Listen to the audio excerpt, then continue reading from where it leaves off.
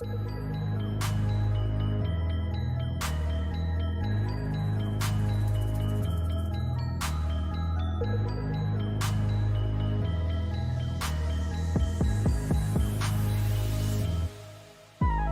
Eyang Joyodigdo tak asing lagi di telinga warga Blitar. Selain kesaktian beliau yang menguasai ilmu Pancasona, di sana bersemayam dengan nama makam gantung yang melegenda dari masa ke masa.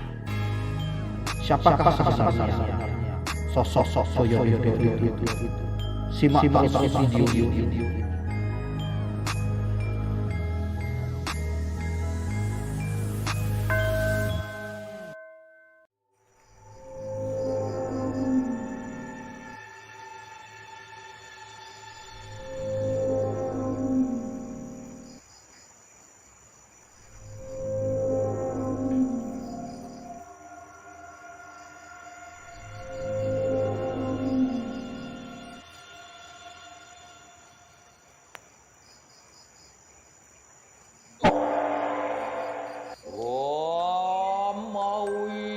Namastu Namo Siwa.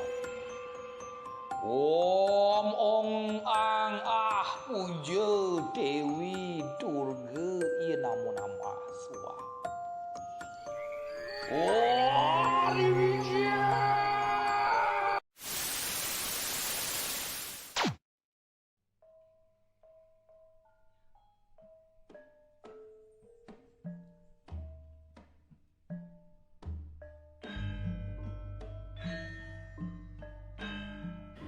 Eyang Joyodigdo, begitu dia dipanggil, adalah keturunan darah biru Keraton Mataram.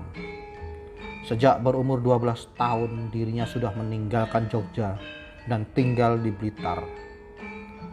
Eyang Joyodigdo bergabung dengan banyak tokoh untuk melawan Belanda. Dia berkawan dekat dengan Pangeran Diponegoro dalam aksinya melawan Belanda. Eyang Joyodigdo disebut-sebut sering tertangkap hingga dieksekusi. Namun anehnya, dia bisa hidup kembali saat jasadnya dilempar ke tanah. Kesaktian ini tak lepas dari ajian ilmu Pancasona yang ia miliki. Bahwa Diman Joyodigdo lahir di Kulon Progo pada 29 Juli 1827. Dia lahir saat berkecamuk perang Diponegoro. Mengutip catatan sejarah, Patih Joyodigdo yang disebutkan pada usia 12 tahun dia mengikuti pamannya, yaitu Bupati Ngrowo, Raden Mas Tumenggung Notowijojo, di Bono Telungagung. Saat dewasa dia menjadi menantu Bupati Brebes, yakni Raden Mas Tumenggung Pringgodigdo. Dari istri pertamanya lahirlah 10 putra.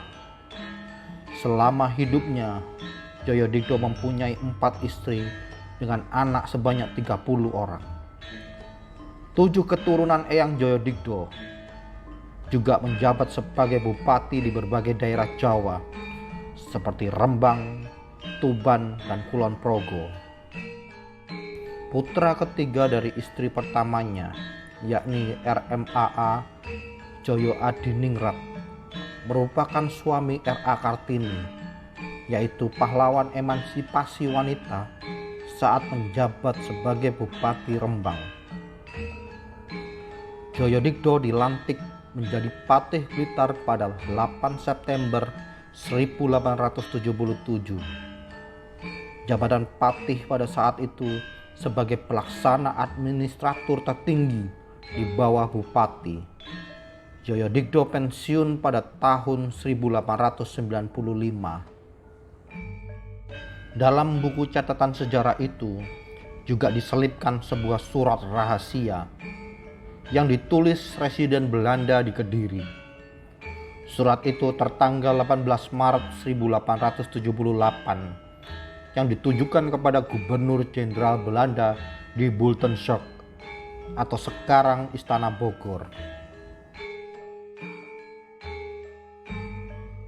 Salah satu warisan budaya Joyodigdo bagi Blitar adalah ritual rampokan macan.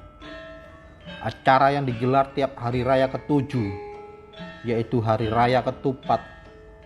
Kabarnya mengadu 7 singa dengan manusia bertempat di alun-alun kota Blitar.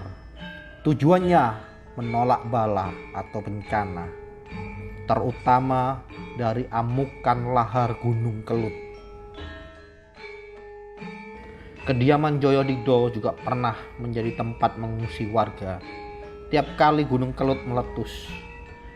Pada suatu hari pengungsi bersimbah keringat, kepala mereka mengadah ke langit malam, menyaksikan kilat yang tidak berhenti menyambar-nyambar. Meski was-was, warga percaya lahar panas material batu bercampur kerikil serta pasir yang dimuntahkan Kelut tidak akan berani menyentuh kediaman Eyang Joyodigdo. Karena cambuk sakti bernama Kiai Samandiman yang mampu mengusir lahar Kelut. Pernah suatu ketika lahar hendak menerjang pendopo Joyodigdan. Namun ajaibnya, begitu Kiai Samandiman dipelecutkan, lahar panas tiba-tiba menyingkir dengan sendirinya. Lahar Gunung Kelut tiba-tiba berbelok menuju ke utara, tidak ke selatan. Sejarah mencatat pada tahun 1901 dan 1919 Gunung Kelut meletus. Gunung setinggi 1731 meter itu mengamuk. Material bersuhu tinggi yang dimuntahkan merebut banyak nyawa. Pesanggrahan Eyang Joyodigdo ada di Jalan Melati 43 di kota Blitar. Di area seluas 3,5 hektar itu terdapat sebuah rumah kuno yang keasliannya terjaga hingga kini.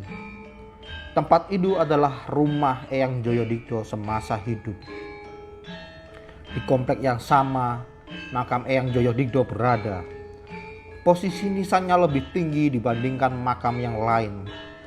Di bagian atasnya terdapat sebuah cungkup seperti atap sebuah bangunan. Orang Blitar menyebutnya sebagai makam gantung.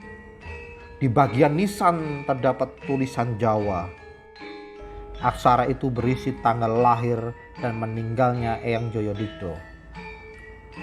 Makam gantung muncul bukan karena makamnya digantung, melainkan karena baju kebesaran dan senjata Eyang Joyodigdo digantung di atas pusara. Isinya seperti keris dan sebagainya. Pada tahun 1980 pernah ada kejadian aneh. Ada seorang yang hendak mencuri senjata dan pusaka yang ada di atas pusara. Bukan malah berhasil. Pencuri tersebut justru bingung dan tidak bisa turun. Yang dirasakan pencuri saat itu adalah bingung. Dia tidak bisa turun, apalagi keluar dari area makam. Kondisi pusaka dan senjata Eyang Joyodigdo memang sudah lapuk. Namun magisnya sangat kuat. Inilah kisah Joyodigdo.